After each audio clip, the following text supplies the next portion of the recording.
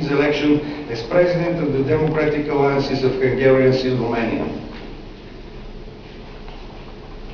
I express special gratitude to the Union of Composers and Musicologists in Romania and to the George Enescu National Museum for hosting us in this splendid building of the Cantacuzino Palace for the concert and the reception.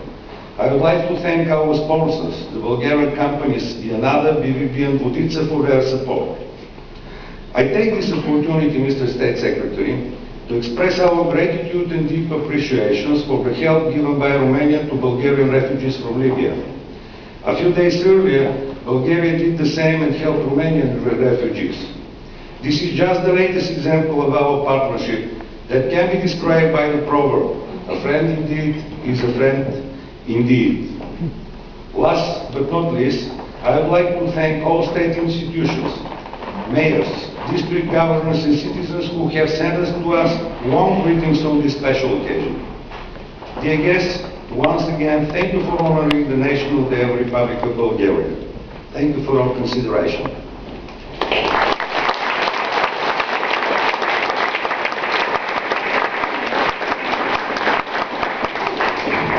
Your Excellency, Ambassador, ladies and gentlemen, it is an honor for me to address a couple of words on this occasion, and I would like to start by conveying to you, Ambassador, and to all our Bulgarian friends here and south of the Danube, their best wishes on the occasion of this important day. I am also in charge, personally by the Minister, to convey to you, Ambassador, all of his personal best wishes and feelings. There is hardly anything that can be added to what we have already heard in terms of the relationship between Romania and Bulgaria. I would, however, venture to make a couple of points. One of them would be that there is one of the longest rivers in Europe that lies between Romania and Bulgaria.